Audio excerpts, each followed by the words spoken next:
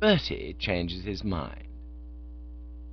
It has happened so frequently in the past few years that young fellows starting in my profession have come to me for a word of advice, that I have found it convenient now to condense my system into a brief formula.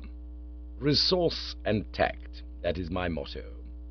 Tact, of course, has always been with me a sine qua non, while as for resource, I think I may say that I have usually contrived to show a certain modicum of what I might call finesse in handling those little contretemps which inevitably arise from time to time in the daily life of a gentleman's personal gentleman. I am reminded, by way of an instant, of the episode of the school for young ladies near Brighton, an affair which I think may be said to have commenced one evening at the moment when I brought Mr. Wooster his whisky and siphon, and he addressed me with such remarkable petulance. "Not a little moody Mr. Wooster has been for some days, far from his usual bright self." This I had attributed to the natural reaction from a slight attack of influenza, from which he had been suffering, and of course took no notice, merely performing my duties as usual, until on the evening of which I speak he exhibited this remarkable petulance when I brought him his whisky and siphon. "Oh, dash it, Jeeves," he said, manifestly overwrought. "I wish at least you'd put it on another table for a change." "Sir," I said. "Every night, dash it all," proceeded Mr. Wooster morosely. "You come in at exactly the same old time with the same old tray and put it on the same old table. I'm fed up, I tell you. The bally monotony of it that makes it all seem so frightfully bally." I confess that his words filled me with a certain apprehension. I had heard gentlemen in whose employment I have been speak in very much the same way before, and it had almost invariably meant that they were contemplating matrimony. It disturbed me, therefore, I am free to admit, when Mr. Wooster addressed me in this fashion. I had no desire to sever a connection so pleasant in every respect as his and mine had been, and my experience is that when the wife comes in at the front door, the valet of bachelor days goes out the back. "It's not your fault, of course," went on Mr. Wooster, regaining a certain degree of composure. "I'm not blaming you, but by Jove, you must acknowledge, I've been thinking pretty deeply these last few days, Jeeves, and I've come to the conclusion mine is an empty life. I'm lonely, Jeeves." "You have a great many friends, sir." "What's the good of friends?" "Emerson," I reminded him, "says a friend may well be reckoned the masterpiece of nature, sir." "Well, you can tell Emerson from me next time you see him that he's an ass." "Very good, sir." "What I want... Jeeves, have you seen that play called... I forget its dashed name." "No, sir." "It's on at the... I went last night. The hero's a chap who's buzzing along, quite merry and bright, and suddenly a kid turns up and says she's his daughter. Left over from Act 1, absolutely the first he'd heard of it. Well, of course, there's a bit of a fuss, and they say to him, 'What ho?' And he says, 'Well, what about it?' And they say, 'Well, what about it?' And he says, 'Oh, all right, then, if that's the way you feel.' And he takes the kid and goes off with her out into the world together, Well, what I'm driving at, Jeeves, is that I envied that chappie. Most awfully jolly little girl, clinging to him trustingly and whatnot. Something to look after, if you know what I mean, Jeeves. I wish I had a daughter. I wonder what the procedure is." "Marriage is, I believe, considered the preliminary step, sir." "No, I mean about adopting a kid. You can adopt kids, Jeeves. What I want to know is how you start about it." "The process, I should imagine, would be highly complicated and laborious, sir. It would cut into your spare time." "Well, I'll tell you what I could do, then. My sister will be back from India next week with her 3 little girls. I'll give up this flat and take a house and have them all to live with me. By Jove, Jeeves, I think that's rather a scheme, what? Prattle of childish voices, eh? Little feet pattering hither and thither, yes?" I concealed my perturbation, but the effort to preserve my sang-froid tested my powers to the utmost. The course of action outlined by Mr. Wooster meant the finish of our cosy bachelor establishment, if it came into being a practical proposition, and no doubt some men in my place would at this juncture have voiced their disapproval. I avoided this blunder. "If you will pardon my saying so, sir," I suggested, "I think you are not quite yourself after your influenza. If I might express the opinion, what you require is a few days by the sea. Brighton is very handy, sir." "Are you suggesting that I'm talking through my hat?" "By no means, sir. I merely advocate a short stay at Brighton as a physical recuperative." Mr. Wooster considered. "Well, I'm not sure you're not right," he said at length. "I am feeling more or less of an onion. You might shove a few things in a suitcase and drive me down in the car tomorrow. "Very good, sir." And when we get back, I'll be in the pink and ready to tackle this pattering feet wheeze." "Exactly, sir." Well, it was a respite, and I welcomed it, but I began to see that a crisis had arisen which would require adroit handling. Rarely had I observed Mr. Wooster more set on a thing. Indeed, I could recall no such exhibition of determination on his part since the time when he had insisted, against my frank disapproval, on wearing purple socks. However, I had coped successfully with that outbreak, and I was by no means unsanguine that I should eventually be able to bring the present affair to a happy issue. Employers are like horses. They require managing. Some gentlemen's personal gentlemen have the knack of managing them, some have not.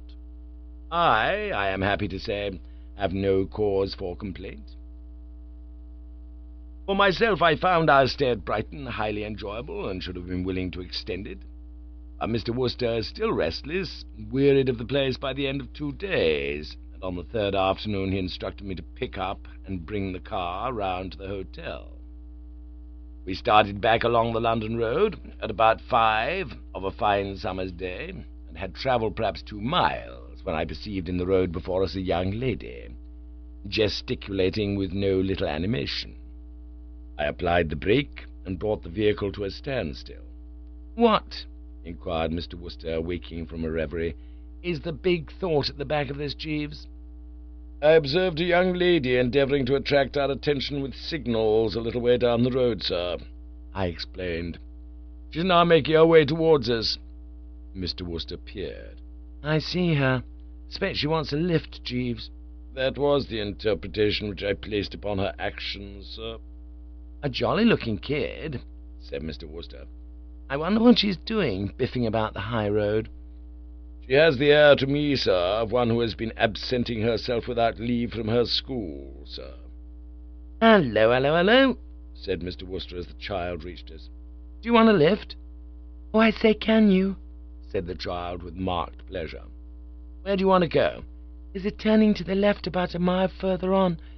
If you'll put me down there, I'll walk the rest of the way. I say, thanks awfully. I've got a nail in my shoe." She climbed in at the back, a red-haired young person with a snub nose and an extremely large grin.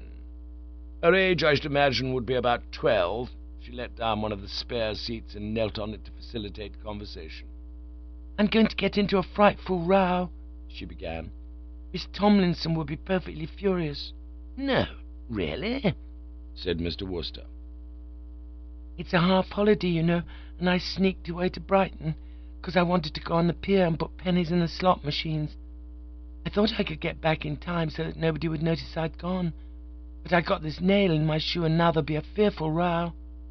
Oh, well," she said with a philosophy which I confess I admired. "It can't be helped. What's your car? A Sunbeam, isn't it? We've got a Wolseley at home." Mr. Wooster was visibly perturbed. As I have indicated, he was at this time in a highly malleable frame of mind, tender-hearted to a degree where the young of the female sex was concerned. Her sad case touched him deeply. "Oh, I say, this is rather rotten," he observed. "Isn't there anything to be done? I say, Jeeves, don't you think something could be done?" "It was not my place to make the suggestion, sir," I replied. "But as you yourself have brought the matter up, I fancy the trouble is susceptible of adjustment. I think it would be a legitimate subterfuge were you to inform the young lady's schoolmistress that you are an old friend of the young lady's father. In this case, you could inform Miss Tomlinson that you had been passing the school, and had seen the young lady at the gate and taken her for a drive. Miss Tomlinson's chagrin would no doubt in these circumstances be sensibly diminished, if not altogether dispersed."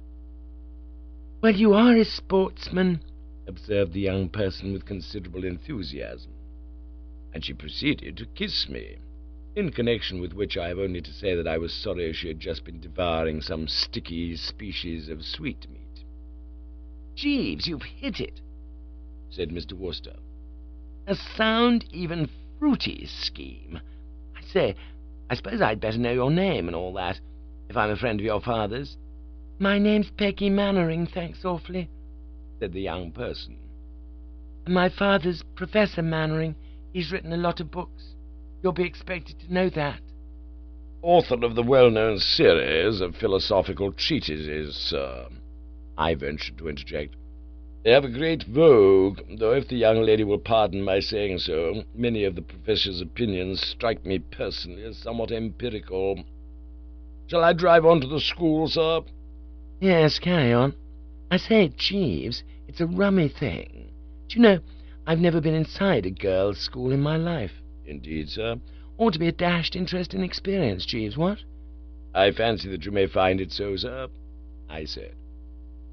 We drove on a matter of half a mile down a lane, and directed by the young person, I turned in at the gates of a house of imposing dimensions.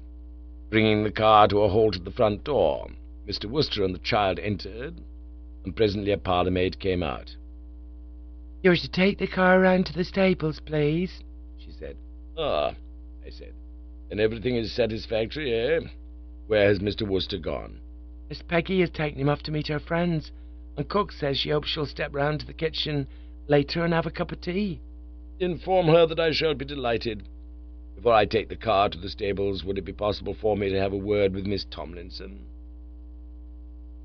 A moment later I was following her into the drawing-room. Handsome, but strong-minded, that was how I summed up Miss Tomlinson at first glance. In some ways she recalled to my mind Mr. Wooster's Aunt Agatha. She had the same penetrating gaze and that indefinable air of being reluctant to stand any nonsense.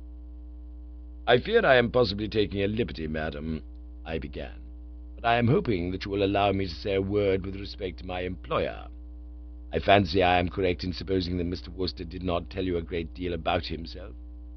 "He told me nothing about himself except that he was a friend of Professor Mannering." "He did not inform you, then, that he was the Mr. Wooster?" "The Mr. Wooster?" "Bertram Wooster, madam." I will say for Mr. Wooster that, mentally negligible though he no doubt is, he has a name that suggests almost infinite possibilities. He sounds, if I may elucidate my meaning, like someone, especially if you have been informed that he is an intimate friend of so eminent a man as Professor Mannering. You might not, no doubt, be able to say offhand whether he was Bertram Wooster the novelist, or Bertram Wooster the founder of a new school of thought, but you would have an uneasy feeling that you were exposing your ignorance if you did not give the impression of familiarity with the name. Miss Tomlinson, as I had rather foreseen, nodded brightly. "Oh, Bertram Wooster," she said. "He is an extremely retiring gentleman, madam, and would be the last to suggest it himself, but knowing him as I do, I am sure that he will take it as a graceful compliment if you were to ask him to address the young ladies. He is an excellent extempore speaker." "A very good idea," said Miss Tomlinson decidedly. "I'm very much obliged to you for suggesting it. I will certainly ask him to talk to the girls." "And should he make a pretence, through modesty, of not wishing—" "I shall insist." "Thank you, madam, I am obliged. You will not mention my share in the matter. Mr. Wooster might think that I had exceeded my duties." I drove around to the stables and halted the car in the yard. As I got out, I looked at it somewhat intently. It was a good car, and appeared to be in excellent condition, but somehow I seemed to feel that something was going to go wrong with it, something serious, something that would not be able to be put right again for at least a couple of hours. One gets these presentiments. It may have been some half-hour later that Mr. Wooster came into the stable-yard as I was leaning against the car, enjoying a quiet cigarette. "No, don't chuck it away, Jeeves," he said, as I withdrew the cigarette from my mouth. "As a matter of fact, I've come to touch you for a smoke. Got one to spare?" "Only gaspers, I fear, sir." "They'll do," responded Mr. Wooster with no little eagerness. I observed that his manner was a trifle fatigued, and his eyes somewhat wild. "It's a rummy thing, Jeeves. I seem to have lost my cigarette case. Can't find it anywhere." "I'm sorry to hear that, sir. It is not in the car." "No, must have dropped it somewhere then." He drew at his gasper with relish. Jolly creatures, small girls, Jeeves," he remarked after a pause. "Extremely so, sir." "Of course, I can imagine some fellows finding them a bit exhausting en masse, sir. That's the word. A bit exhausting en masse." "I must confess, sir, that is how they used to strike me in my younger days at the outset of my career, sir. I was a one-time page boy in a school for young ladies." "No, really? I never knew that before. I say, Jeeves, did the dear little souls giggle much in your day?" "Practically without cessation, sir." "Makes a fella feel a bit of an ass, what? I shouldn't wonder if they used to stare at you from time to time, too, eh?" "At the school where I was employed, sir, the young ladies had a regular game which they were accustomed to play when a male visitor arrived. They would stare fixedly at him and giggle, and there was a small prize for the one who made him blush first." "Oh, no, I say, Jeeves, not really." "Yes, sir, they derived great enjoyment from the pastime." "I'd no idea small girls were such demons." "More deadly than the male, sir." Mr. Wooster passed a handkerchief over his brow. "Well, we're going to have tea in a few minutes, Jeeves. I expect I shall feel better after tea." "We will hope so, sir." But I was by no means sanguine. I had an agreeable tea in the kitchen. The buttered toast was good, and the maids nice girls, though with little conversation. The parlour-maid, who joined us towards the end of the meal, after performing her duties in the school dining-room, reported that Mr. Wooster was sticking it pluckily, but seemed feverish. I went back to the stable-yard, and I was just giving the car another look over when the young Mannering child appeared. "Oh, I say," she said, "will you give this to Mr. Wooster when you see him?" She held out Mr. Wooster's cigarette-case. "He must have dropped it somewhere. I say," she proceeded, "it's an awful lark. He's going to give a lecture to the school." "Indeed, miss?" "We love it when there are lectures. We sit and stare at the poor dears and try to make them dry up. There was a man last term who got hiccups. Do you think Mr. Wooster will get hiccups?" "We can but hope for the best, miss." "It would be such a lark, wouldn't it?" "Highly enjoyable, miss." "Well, I must be getting back. I want to get a front seat." And she scampered off, an engaging child, full of spirits. She had hardly gone when there was an agitated noise, and round the corner came Mr. Wooster, perturbed, deeply so. "Jeeves." "Sir." "Start the car." "Sir." "I'm off." "Sir." Mr. Wooster danced a few steps. "Don't stand there saying, 'Sir.' I tell you I'm off. Bally off. There's not a moment to waste. The situation's desperate. Dash it, Jeeves, do you know what's happened? The Tomlinson female has just sprung it on me that I'm expected to make a speech to the girls. Got to stand up there in front of the whole dashed collection and talk. I can just see myself. Get that car going, Jeeves. Dash it all. A little speed, a little speed." "Impossible, I fear, sir. The car is out of order." Mr. Wooster gaped at me. Very glossily he gaped. "Out of order?" "Yes, sir, something is wrong. Trivial, perhaps, but possibly a matter of some little time to repair." Mr. Wooster, being one of those easy-going young gentlemen who will drive a car but never take the trouble to study its mechanism, I felt justified in becoming technical. "I think it is the differential gear, sir. Either that or the exhaust." I am fond of Mr. Wooster, and I admit I came very near to melting as I looked at his face. He was staring at me in a sort of dumb despair that would have touched anybody. "Then I'm sunk. Or—" A slight gleam of hope flickered across his drawn features. "Do you think I could sneak out and leg it across country, Jeeves?" "Too late, I fear, sir." I indicated with a slight gesture the approaching figure of Miss Tomlinson, who was advancing with a serene determination in his immediate rear. "Ah, there you are, Mr. Wooster." He smiled a sickly smile. "Yes, here I am. They're all waiting for you in the large schoolroom. But I say, look here," said Mr. Wooster. I don't know a bit what to talk about." "Why, anything, Mr. Wooster. Anything that comes into your head. Be bright," said Miss Tomlinson. "Bright and amusing." Bright and amusing." "Possibly tell them a few entertaining stories, but at the same time do not neglect the graver note. Remember that my girls are on the threshold of life and will be eager to hear something brave and helpful and stimulating, something which they can remember in after years. But of course you know the sort of thing. Mr. Wooster, come. The young people are waiting." I have spoken earlier of resource and the part it plays in the life of a gentleman's personal gentleman. It is a quality peculiarly necessary if one is to share in scenes not primarily designed for one's cooperation. So much that is interesting in life goes on apart, behind closed doors, that your gentleman's gentleman, if he is not to remain hopelessly behind the march of events, should exercise his wits in order to enable himself to be, if not a spectator, at least an auditor, when there is anything of interest toward. I deprecate as vulgar and undignified the practice of listening at keyholes, but without lowering myself to that, I have generally contrived to find a way. In the present case it was simple. The large schoolroom was situated on the ground floor, with commodious French windows, which, as the weather was clement, remained open throughout the proceedings. By stationing myself behind a pillar on the porch or veranda which adjoined the room, I was enabled to see and hear all. It was an experience which I should be sorry to have missed. Mr. Wooster, I may say at once, indubitably excelled himself. Mr. Wooster is a young gentleman with practically every desirable quality except one.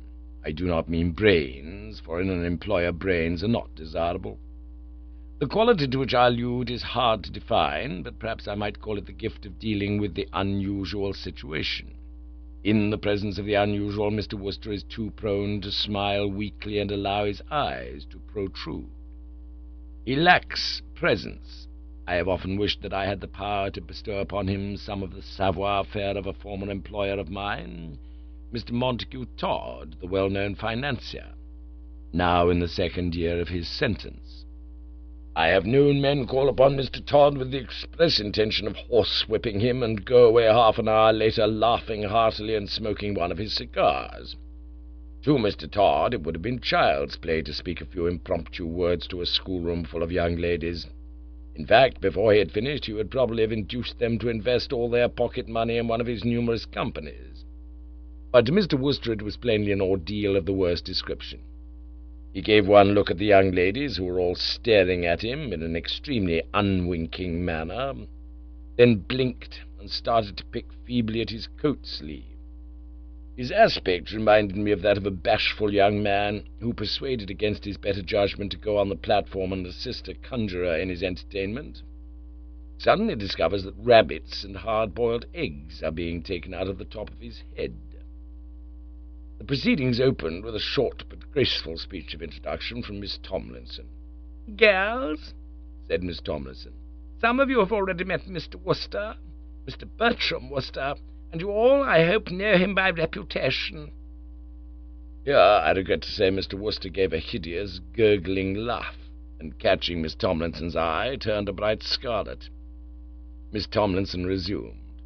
"He has very kindly consented to say a few words to you before he leaves, and I'm sure that you'll all give him your very earnest attention.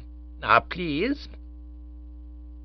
She gave a spacious gesture with her right hand as she said the last two words, and Mr. Wooster, apparently under the impression that they were addressed to him, cleared his throat and began to speak.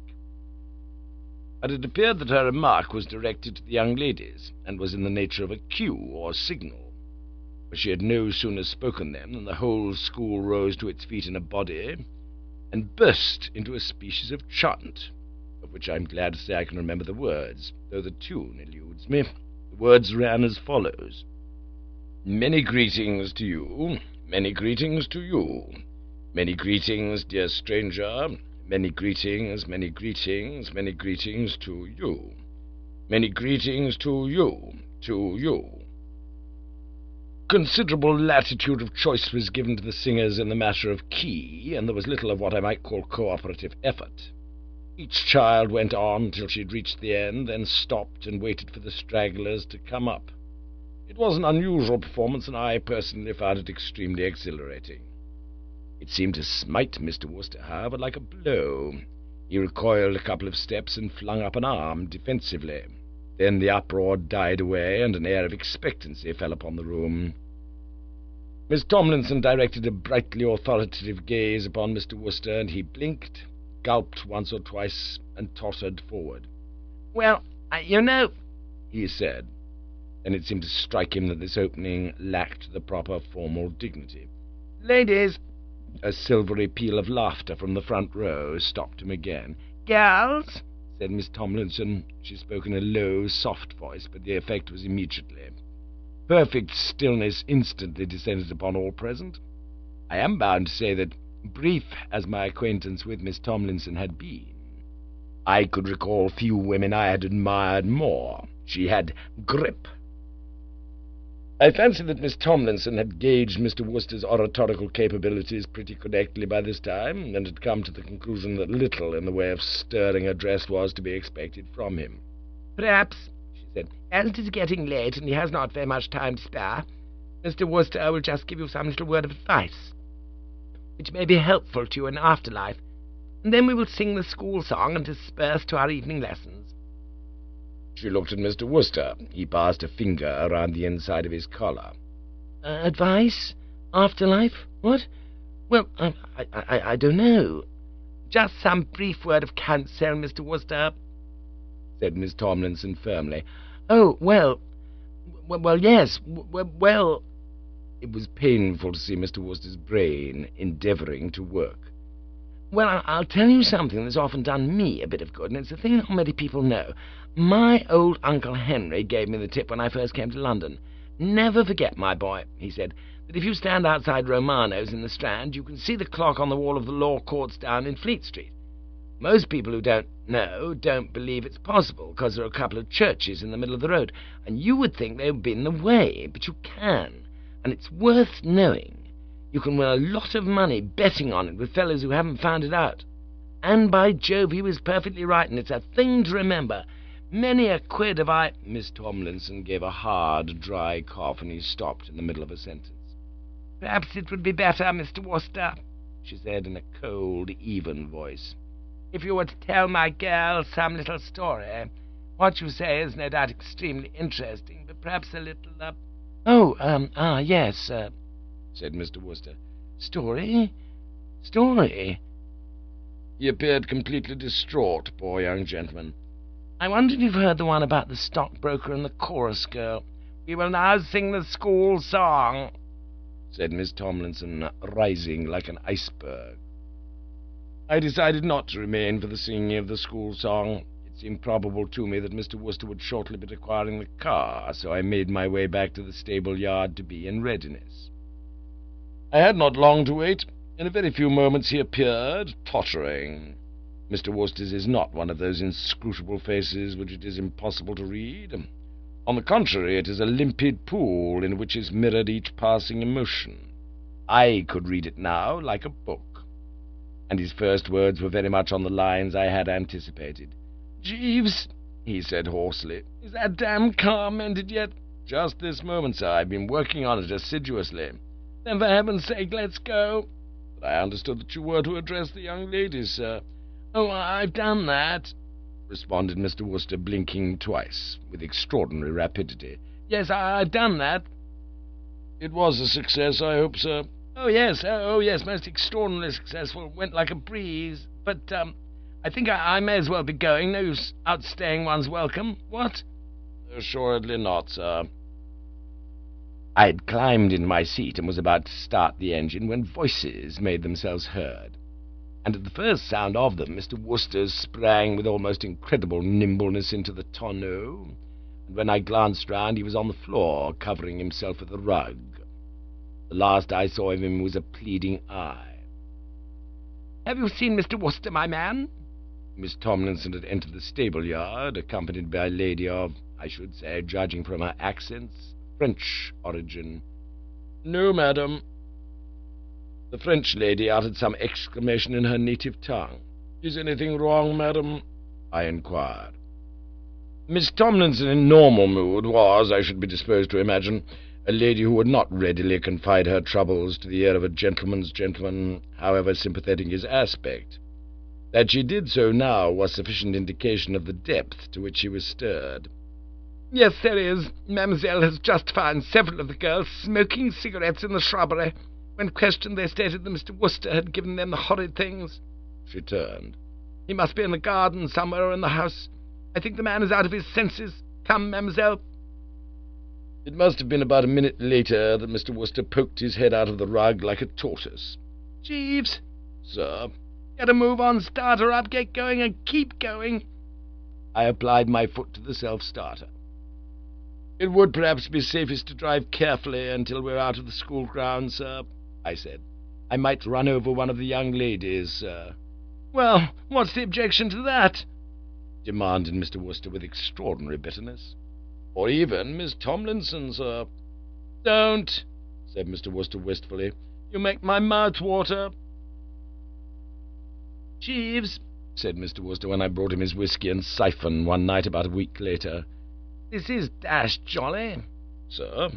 Jolly. Cosy and pleasant, you know. I mean, looking at the clock and wondering if you're going to be late with the good old drinks, and then you coming in with the tray always exactly on time, never a minute late, and shoving it down on the table and biffing off, and the next night coming in and shoving it down and biffing off, and the next night... I mean, gives you a sort of safe, restful feeling. Soothing. That's the word. Soothing. Yes, sir. Oh, by the way, sir. Well? Have you succeeded in finding a suitable house yet, sir? House? What do you mean, house? I understood, sir, that it was your intention to give up the flat and take a house of sufficient size to enable you to have your sister, Mrs. Schofield, and her 3 young ladies to live with you. Mr. Wooster shuddered strongly. Now that's off, Jeeves, he said. Very good, sir, I replied. This concludes the reading of Carry On, Jeeves, by P.G. Wodehouse. This book was read by Frederick Davidson.